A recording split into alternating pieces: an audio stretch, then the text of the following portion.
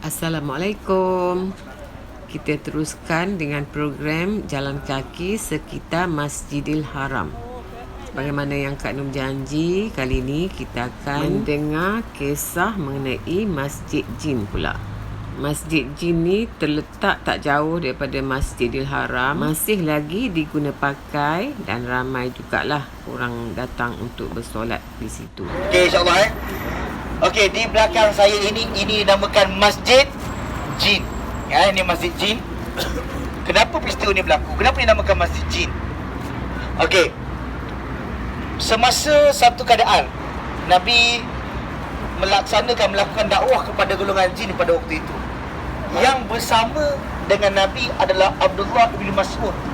Nabi datang pada waktu malam pada waktu itu bersama dengan Abdullah bin Mas'ud. Sampai di kawasan ini, Nabi telah membuat satu bulatan yang besar. Dan kemudian Nabi kata kepada Abdullah bin Mas'ud, jangan sekali-kali keluar daripada tempat ini. Kemudian Nabi pun pergi ke tempat lain yang dekat yang Abdullah bin Mas'ud nampak.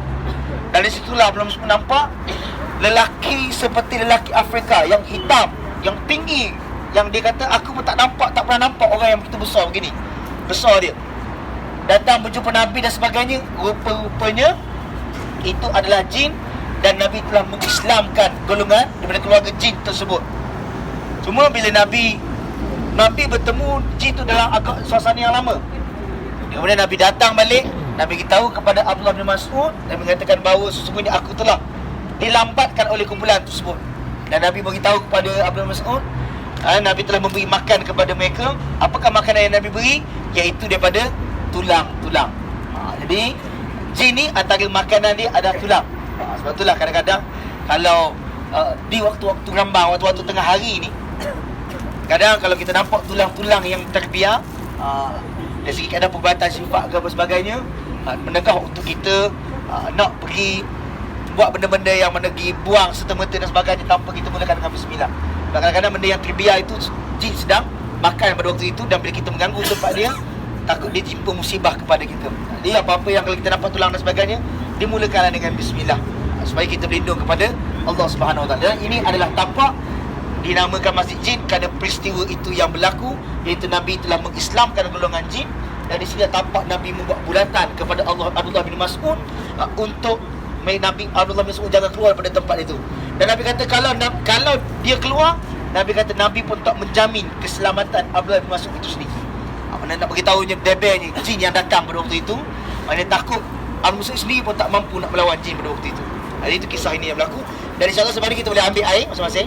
Dan kita akan berjalan sedikit lagi kelas ni itu di tempat malam. Dan kita akan menaiki bas menuju ke hotel. Okey, jom. Ada kisah dulu, ni kisah berlaku lah. Tak silap saya pada tahun 2016 2017. Dan Ustaz Nasyar sendiri menjadi saksi.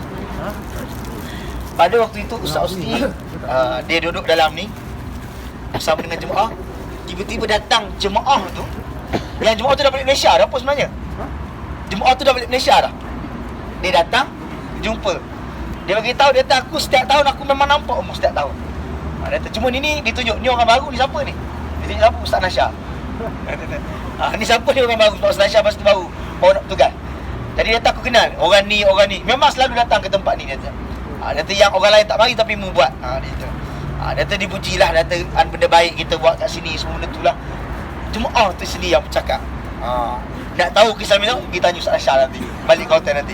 Sebab dia lah pegawai yang saksi, yang dituduh, yang disebut sebagai orang yang tak ada masa tu. Macam kan Melayu? Ya. Dan Ustaz Nasyar sebelum tu tak terlibat pun dengan Ajingan ni. Dia jadi baru bertugas. Okey, jadi jom pergi ambil air kita insya-Allah. Mari kita pergi malam. Tak, sekarang ni digunalah ni. Boleh. Tapi untuk lelaki. Untuk lelaki, perempuan tak ada. Perempuan dia kata belah belakang, tapi masalah ambil sembahyang tu agak sulit. Belah sini, belakang sini masuk, tapi dia punya tempat pintu utama belakang tu. Ya. Tapi ambil sembahyang dia payah kat sini. Balik hotel lah. So, kita macam mana? Kita nak sembahyang kat mana? Kita naik bas nanti tu menuju ke hotel tu. Oh, okey.